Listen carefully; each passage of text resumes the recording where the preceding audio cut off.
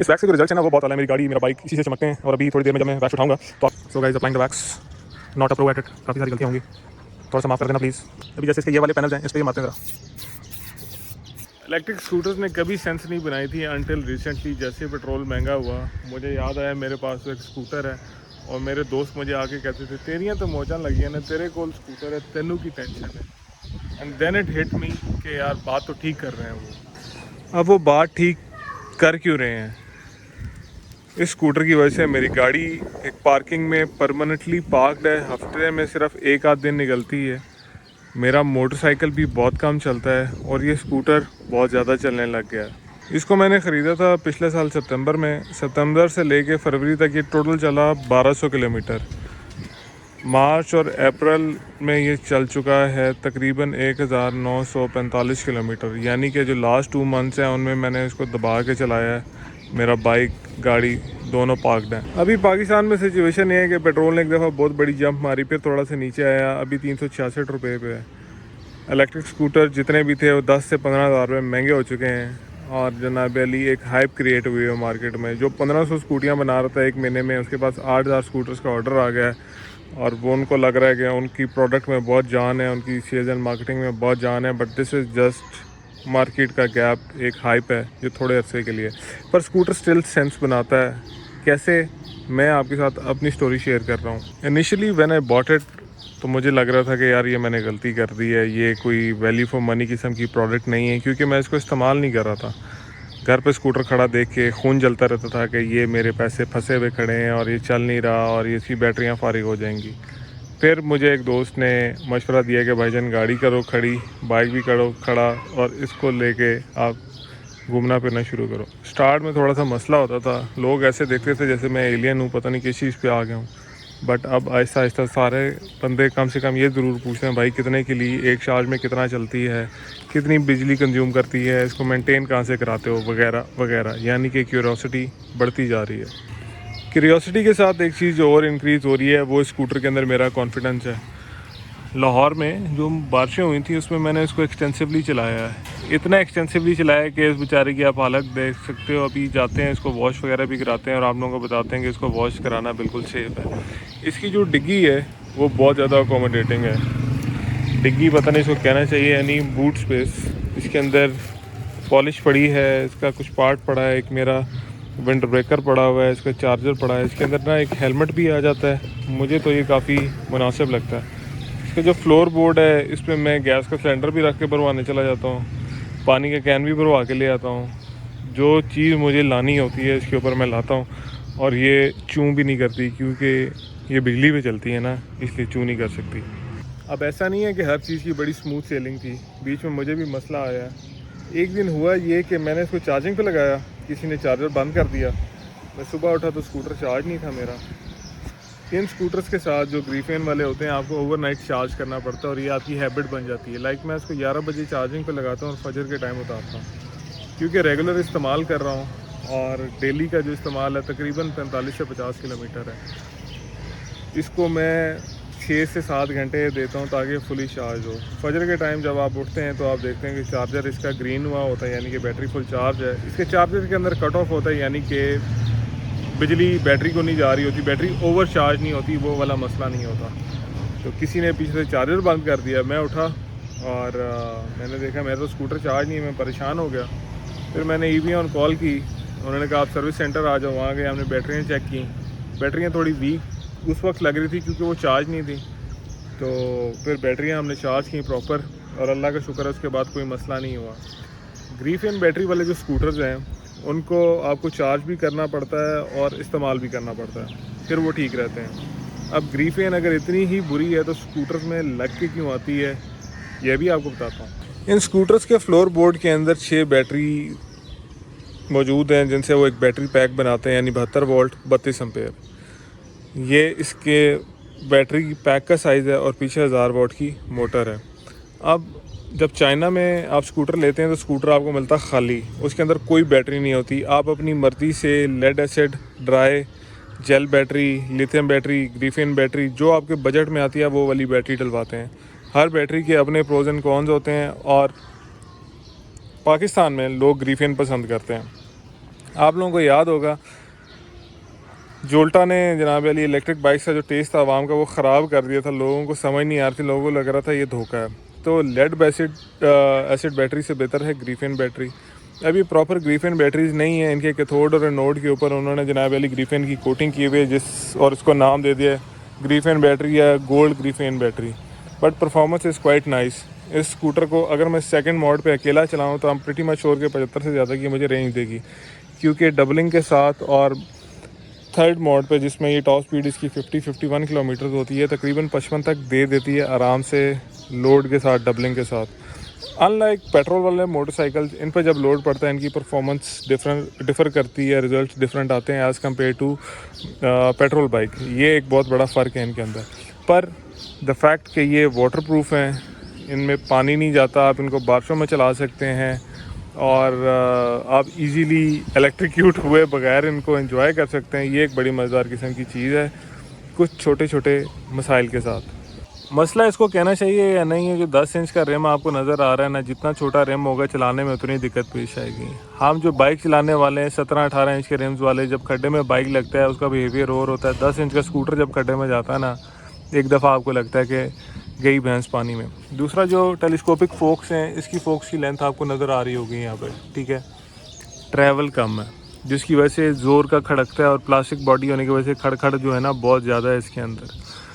Plastic body की वजह से इस पे स्क्रैचेस और वो सारे पड़ने का ना काफ़ी अंदेशा है। जैसे ये कल मैंने ख़ुद अपने बाइक की नंबर प्लेट के साथ रगड़ा है और अभी ये मुझे यहाँ पे नज़र आया कि ये तो स्क्रैच पड़ा हुआ है। अभी जाके मैं इसको वॉश कराता हूँ, फिर इसको पॉलिश कराता हूँ, क्योंकि आजकल यही मेरी डेली है और सबसे ज़्यादा मज़ा भी मुझे इसी पे आ रहा है। ये फ्रंट सस्पेंशन का दुखड़ा मैंने आपको सुना दिया। रेयर सस्पेंशन अकेले बंदे के लिए बहुत अच्छी है, 2 लोग बैठते हैं तो ये बॉटम आउट होती है। आजकल स्कूटर्स के लिए भी स्पेसर्स आए हुए हैं, आप स्पेसर लगा सकते हैं इनको, थोड़ा सा ये मसला आपका हल हो जाएगा।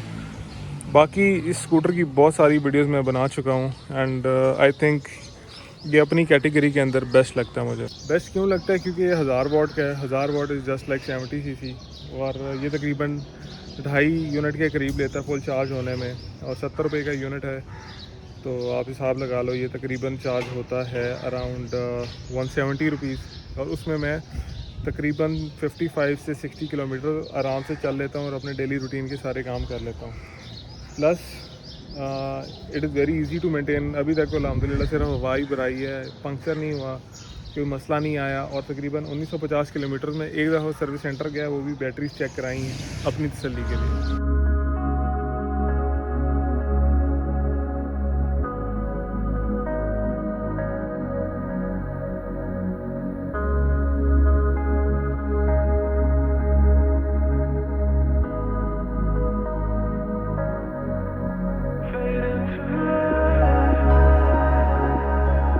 हाँ जी जनाब, स्कूटर आ गया धुल के, इट्स ड्रिपिंग वेट। इसको थोड़ा सा साइड स्टैंड पे खड़ा किया ताकि सारा पानी शानी निकल जाए।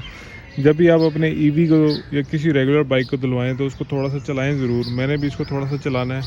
अभी मैंने CCR का ऑयल लेने जाना, तो मैं इस पे जाऊँगा CCR के लिए ऑयल लेने। थोड़ा सा ड्रिप कर ले, फिर इसको थोड़ा पॉलिश लगाते हैं हल्की हल्की सी और उसके बाद 7CF मार के आज इसको माशाल्लाह से चमका देते हैं हम। क्योंकि आप अपनी मशीन का ख्याल नहीं रखेंगे तो एक दिन मशीन भी आपको उधर छूटेगी जिधर आप याद रखेंगे। स्क्रैचेस की बात हो ही रही है, तो ये पार्किंग में जब क्लोज खड़ा करते हैं यहाँ पे भी एक स्क्रैच पड़ चुका है जो कि मेरे दिल पे लगा है। ये मैंने मारा है, ये भी किसी भाई की नेकी है। चलो अल्लाह ताला उन्हें और दे, करते हैं कुछ। ये छोटी छोटी चीज़ें हैं, सर्विस स्टेशन वाले ने भी बस खाना पूरी की है। बाकी चलो हम पॉलिश लगा के इसको फ्लश कर देते हैं। ये आ चुकी है जी पॉलिश। ये टोनियन की पॉलिश है, सिरामिक क्रिस्टल कोटिंग वैक्स, जो मैं अपनी गाड़ी पे भी करता हूँ, बाइक पे भी करता हूँ। टोनियन का कपड़ा है, ये मुझे हमजा कार केयर से मिला था, ख़रीदा था मैंने एंड एवर सिंस मैं अपनी सारी व्हीकल्स पे लगा रहा हूँ। आज पहली दफ़ा स्कूटर पे ट्राई करते हैं।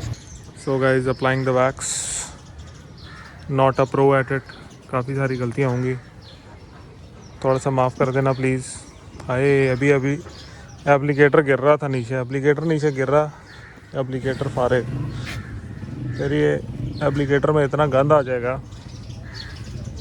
इस वैक्स के जो रिज़ल्ट्स हैं ना वो बहुत आला है। मेरी गाड़ी, मेरा बाइक इसी से चमकते हैं, और अभी थोड़ी देर में जब मैं वैक्स उठाऊंगा तो आपको इसके रिज़ल्ट्स भी नज़र आएंगे। इन द मीन वाइल इसको पैक करके रखते हैं, 7 CF निकालते हैं और उसके ब्लैक जितने पार्ट्स हैं उनको डिटेल करते हैं।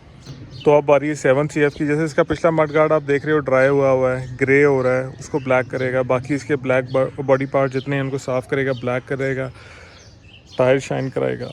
Let's do this. पहली दफ़ा ही कर रहा हूँ, लेट्स सी क्या होता है। ऐसे इसके बाद शायद कपड़ा मारना होता है इसके ऊपर, आई एम नॉट श्योर। बहरहाल चलो करके देखते हैं क्या बनता है इसके साथ। अभी जैसे इसके ये वाले पैनल्स हैं, इस पर ये मारते हैं ज़रा।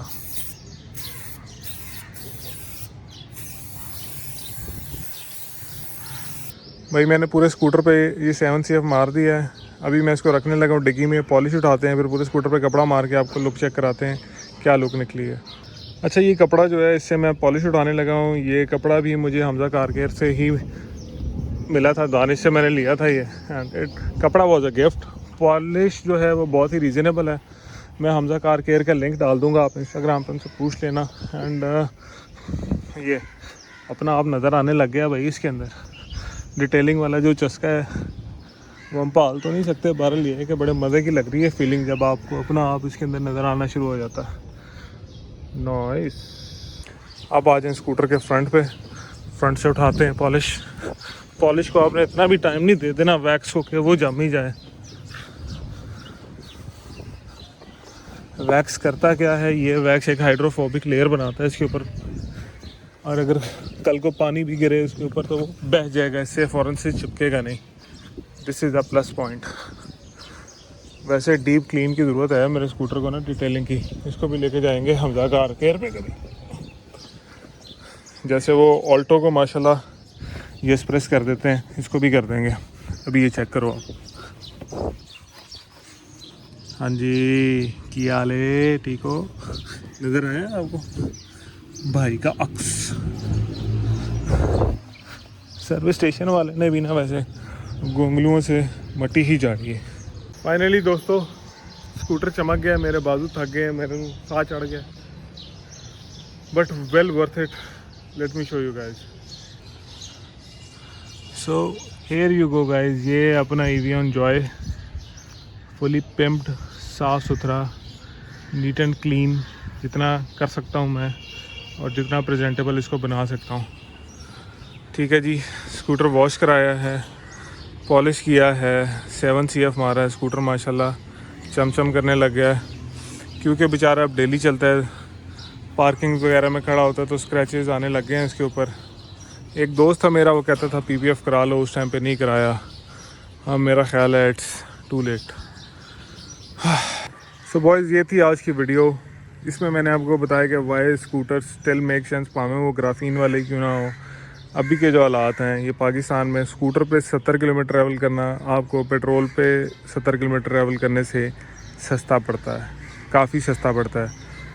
बिल्कुल फ्री नहीं होता, 50% नहीं होता, तकरीबन 40-1% आपकी बचत करा देता है। तो ये मेरा टेक है इलेक्ट्रिक स्कूटर्स पे। This is my electric scooters and you are officially been pimped. ये pimp my ride Islampura edition हो गया guys. I will see you later. अल्लाह हाफिज़, बाय।